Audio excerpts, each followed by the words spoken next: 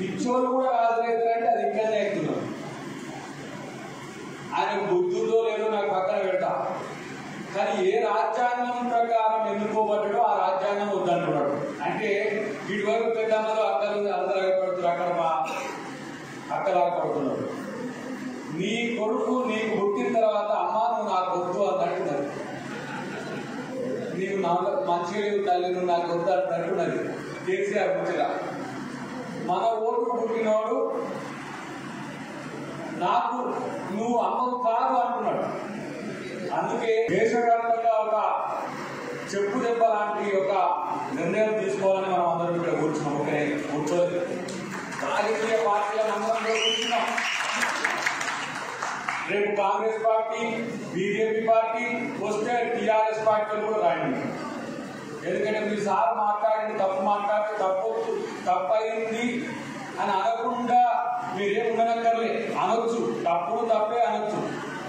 ఇలా నేను అంటున్నా ఇదేం టీఆర్ఎస్ పార్టీకి వ్యతిరేకంగా జరుగుతున్నది కాదు, లేకపోతే బీజేపీ పార్టీలో కొంతమంది రాజ్యాంగాన్ని మార్చాలంటున్నది కాదు. రాజ్యాంగం ఎందుకు వద్దో నాకు కావాలి. ఇలా రాజ్యాంగం వద్దంటున్న కేసీఆర్ ఒక వ్యక్తిగా అన్నాడా, ప్రభుత్వ పెద్దగా అన్నాడు? నేను ముఖ్యమంత్రిని, నేను అంటున్నా లెటర్స్ డిబేట్, మరి ఏంటి డిబేట్ అన్నది ఇట్లా కూర్చున్నాడు. మళ్ళీ ఇంకేమన్నాడు, ఎస్సీలు 19% పెరిగి ఆ శాతం పెంచొద్దా, దానికి రాజ్యాంగం మార్చొద్దా, ఎస్టీలు 10% ఉన్నారు వాళ్ళకి 10% రిజర్వేషన్ ఇవ్వాలి మరి వాళ్ళకి పెంచొద్దా అంటాడు. రాజ్యాంగం ఎస్సీ ఎస్టీ కదా, దేవకు రాజ్యాంగం ఎస్సీ ఎస్టీ కదా, తలకాయ దానికి ఏమైనా రాజ్యాంగం అంటే రిజర్వేషన్లా, రాజ్యాంగం అంటే ఏంటి? మరి 80,000 పుస్తకాలు చదివినోడికి రాజ్యాంగం ఎందుకు చదవడం నాకు అర్థం కాదు.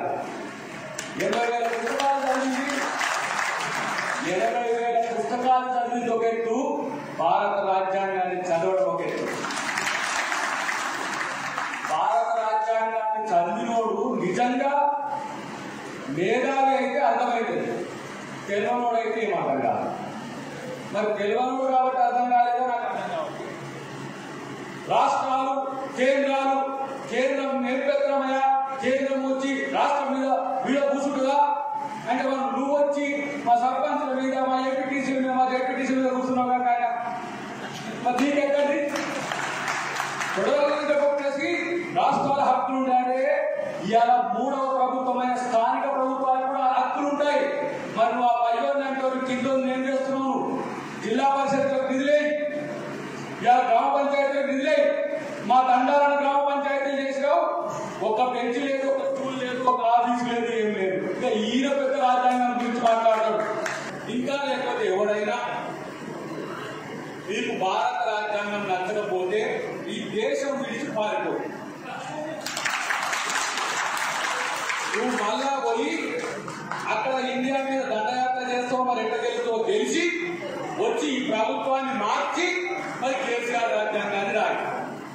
ఈడ కూర్చొని ఈ రాజ్యాంగం వద్దంటే మరి దేశద్రోహం అవుతుందని తెలిసినప్పటికీ కూడా ఎవరు మాట్లాడట్లే. రాజ్యాంగం వద్దు అని అంటే రాజ్యాంగ ద్రోహులు అవుతారు కదా, మరి రాజ్యాంగ ద్రోహులను ఎందుకు ఈ రోజు మనం క్షమిస్తున్నామంటే ఇక ఆయన ఊరికే భారత రాజ్యాంగాన్ని మార్చాలి అంటే ఊరికే ఈయన మారిస్తే పోలేదు ఎందుకు వచ్చినట్టుగా. ఇప్పుడు మనకి ఇక్కడ గుండె అవుతుంది, గుండె అయితే మందుకుంటానికి మందు పెట్టుకుంటాం, అదో లెక్కుంది. మరి మనిషికి అసలే పిచ్చి పట్టింది, ఈ పిచ్చోని రాజకీయం చేసుకోవాలి, మరి రాజకీయ తీసుకునేస్తే అయిపోతుంది కదా. అందుకే ఈ రాజ్యాంగ పరిరక్షణ సదస్సు అనే విషయాన్ని గుర్తుపెట్టుకుంటారు. అంటే ఓన్లీ కేసీఆర్ తర్వాత కేటీఆర్ తర్వాత మలయాళ ఇంకోటి కావాలా? ఇదేమన్నా రాజకీయమా? తెలంగాణ అదే ఉంటే సోనియా గాంధీ మరి మొత్తం దేశాన్ని పరిపాలించాలంటే తెలంగాణ ఇవ్వడం ఎందుకు?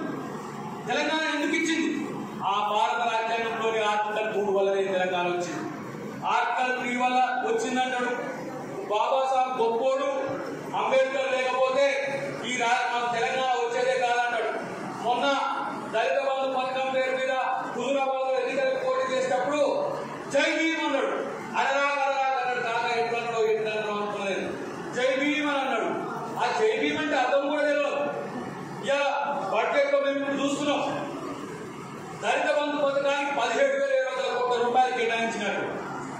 ఇది ఎస్సీ ఎస్టీ సభ్యులైనా ఈయన కొత్తగా కేటాయించింది. ఆ పక్కనే పది చూస్తే ఎస్టీలకు 12,252 కోట్లు ఉంటుంది.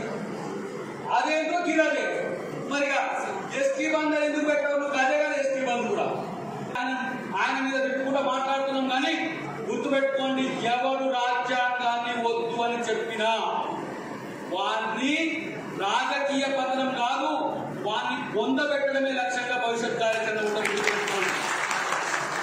రాజ్యాంగంలో అదనపు హక్కులు కల్పించాలంటే ఈ 73 సంవత్సరాలు మహిళలకు చట్టసభలో రిజర్వేషన్లు లేవు, ఎమ్మెల్యేలుగా ఎంపీగా అవడానికి రిజర్వేషన్ లేవు. మీకు తమ్ముందాలు చేసే చట్టం చేస్తారంటే మీరు తీసుకురండి, మీరు మాకు ఒప్పుకుంటాం. ఒకరికి ఊర్లో పెట్టి భూములు ఎట్లుంటాయి, ఒకరికి నిల్వ నీడ లేని భూమి లేకుంటే ఎట్లా ఉంటుంది. ఇంకా చెప్పాలంటే వేల కోట్ల రూపాయలు కొంతమందికే ఉంటాయి. ఈ పూటకు తిండి లేని అన్నార్థులు ఈ దేశంలో ఎట్లా ఉంటారు? అందరికీ సమానంగా సంపద పంపిణీ చేసి చట్టం తీసుకురండి, దానికి మేము ఒప్పుకుంటామని చెప్పి ఈరోజు 70 కోట్ల ఎకరాల పైసలు భారత భూభాగం మీద సాగు భూమి ఉన్నది. పంచుకుంటే 140 కోట్ల మంది మనం ఒక్కరికి అరెకరమైన వస్తుంది కదా, ఒక్కరికి 1000 ఎకరాలు ఉండేది. నిరుపేదలైన వ్యక్తులకు ఇంటి జాగ్రత్త కూడా లేకపోవడం ఏంటో మనం ఆలోచించాల్సిన అవసరం ఉంది. ఇలాంటి ప్రోగ్రెసివ్ థాట్స్ మీరు తీసుకొస్తే మార్చుకోవడానికి భారత రాజ్యాంగంలో వెసులుబాటు ఉన్నది. దీని గురించి ఆలోచించారు. ఇవాళ నేను 1000 కోట్లు వేసిన, ఇంకా 2000 కోట్లు వేయాలి. అప్పుడు ఎమ్మెల్యే కాదు, ఎవడో కాదు, పెద్ద నాయకుడు, దేశానికి ప్రధానమంత్రి అయినోడు కాదు. ఎమ్మెల్యేలు 1000 కోట్లు, ఎంపీలు 1000 కోట్లు, ముఖ్యమంత్రులు లక్షల కోట్లకు పోతున్న పరిస్థితి. ఇవాళ నేను అంటున్న ఆస్తి హక్కులు భారత రాజ్యాంగం నుంచి తీసేసిన. ఎట్లా 1,00,000 కోట్లు సంపాదిస్తున్నారు, ఎట్లా 1000 కోట్లు సంపాదిస్తున్నారు? నీ సొమ్మ, ఈ భూమి నీదా? ఈ భూమి మీద హక్కు నీకు మాత్రమే ఉందా? ఈ దేశంలో భూమి సాగు చేసుకునే బడుగు బలహీన వర్గాలకు ఈ భూమి వద్దా? కేవలం బానిసలుగానే మేము ఈ రోజు ఉండాలి. ఆ భూముల మీద మీ భూములను దున్నుకుంటా మేము బతకాలన్నా? మీరు మాత్రం చోద్యం చూసుకుంటూ ఎక్కడ బతికినా సరే ఆ భూములకు రైతు బంధువులు తీసుకొని మీరు బతుకుతారు.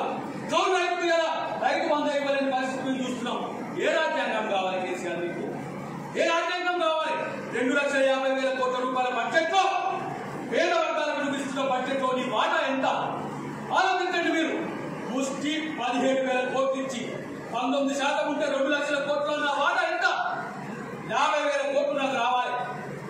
17,000 కోట్లు ఇచ్చి ఏమంటారు? కోటి శ్రీనివాసరావు గాక ఏదో ఆ కోడిని ఆడబెట్టుకొని తింటే చూసి రావు అక్క, ఈయన ఇంతకెళ్ళి ఇస్తున్నారు. ఇప్పుడు కేసీఆర్ మనకి ఇచ్చేది. మనమేం పనులు కట్టట్లే, మనమేం కొనుక్కొని తింటలే, మనమేం ప్రభుత్వానికి ఆదాయం చేయట్లే. ఈయనే కేసీఆర్ పైసలు మిషన్ గుర్తించేది మనకి ఇస్తున్నట్టు లెక్క. కాబట్టి ఎవరికి చెప్తారు నాటకాలు? 12% రిజర్వేషన్లు గిరిజనులకు ఇస్తాను.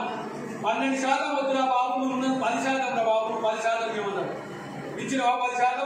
దీనికి ప్రధానమంత్రి కావాలన్నా? ఒక చిన్న తాకీదు రాష్ట్రపతికి రాస్తే ఏ రాష్ట్రంలో గిరిజనులు ఎంతమంది ఉంటారో, ఆదివాసీలు ఎంతమంది ఉంటారో అంత రిజర్వేషన్ ఇచ్చే హక్కు శాసనసభకు ఉంది. శాసనసభ 7 సంవత్సరాల్లో ఎన్నిసార్లు సమావేశమైనా ఇలా గిరిజనులకు 10% రిజర్వేషన్ ఇచ్చే ప్రయత్నం చేయవచ్చు. నువ్వు గిరిజనుల మీద ప్రేమంటివి. నేను అంటున్నా ఒకటి మిత్రులా, ఇలా ఎస్సీల్లో 19% ఉన్నామని నువ్వే అంటున్నావు కదా, నీ జనాభా ఏదైనా సగల జన సర్వే అని. 19% జనాభా ఉంటే 19% జనాభాకు మీరు 19% రిజర్వేషన్లు ఇచ్చే హక్కు ఈ రాష్ట్ర శాసనసభకు ఉన్నది. ఇక్కడ ఏం చేస్తాడు?